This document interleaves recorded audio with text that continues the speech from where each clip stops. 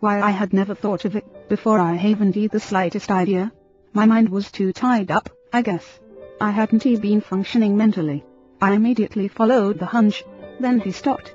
No, it was no hunch, it was my partner talking to me. I immediately put this idea into operation and things began to roll. New ideas began to flow out of my mind, and despite conditions I began to get the business back on an even keel. Now the general situation has improved considerably and I am out of the woods.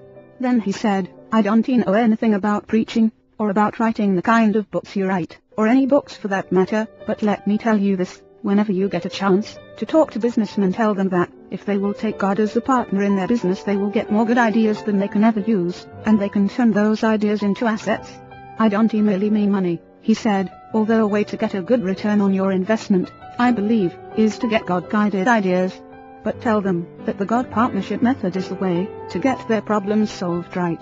This incident is just one of many similar demonstrations of the law of divine-human relationship working itself out in practical affairs. I cannot emphasize too strongly the effectiveness of this technique of problem solving. It has produced amazing results in the many cases coming under my observation.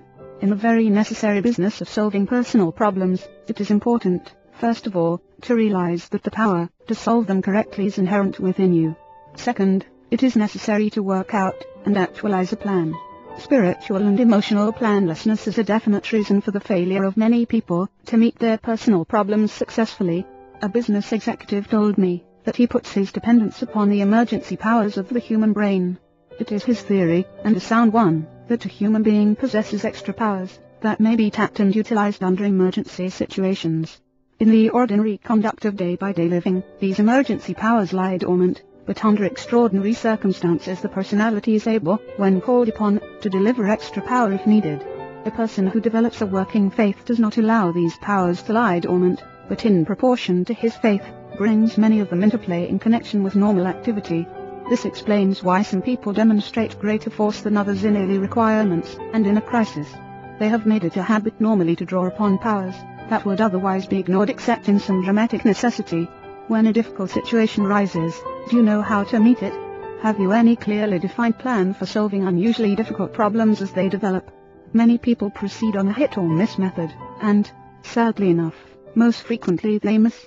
I cannot urge too strongly the importance of a planned use of your greater powers in meeting problems.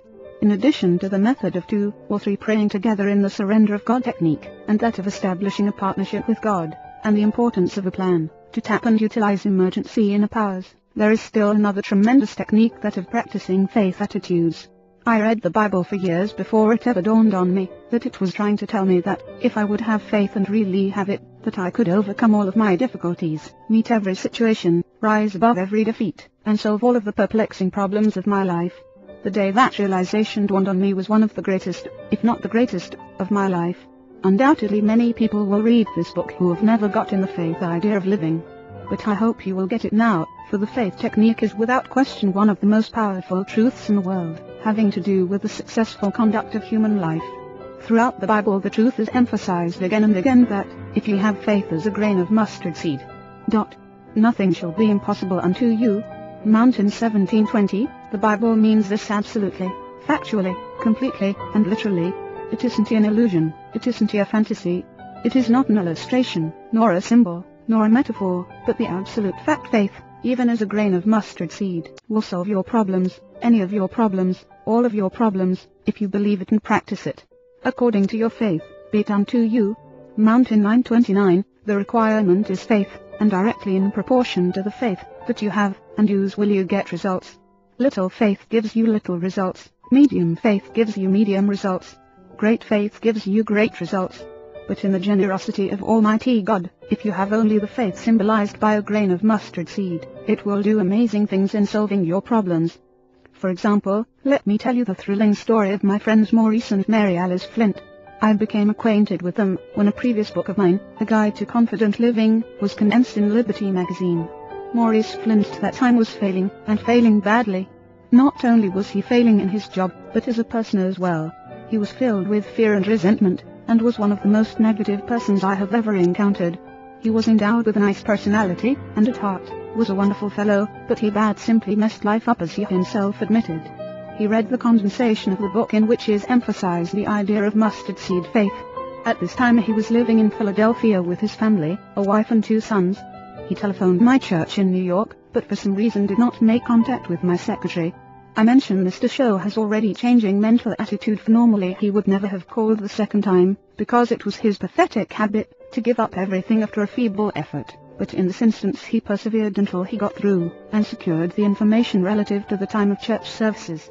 The next Sunday he drove from Philadelphia to New York with his family to attend church, which he continued to do even in the most inclement weather.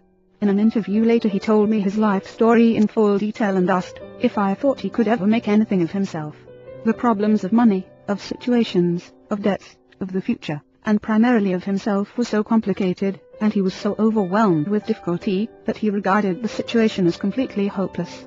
I assured him that, if he would get himself personally straightened out, and get his mental attitudes attuned to God's pattern of thought, and if he would learn and utilize the technique of faith, all of his problems could be solved. One attitude that both he and his wife had to clear out of their minds was that of resentment.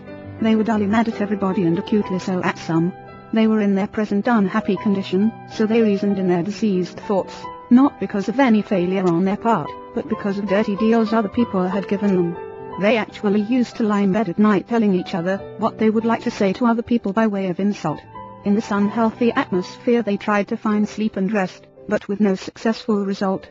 Maurice Flint really took to the faith idea. It gripped him as nothing ever had. His reactions were weak, of course, for his willpower was disorganized. At first he was unable to think with any power or force due to his long habit of negativism, but he held on tenaciously, even desperately, to the idea that if you have faith as a grain of mustard seed, nothing is impossible.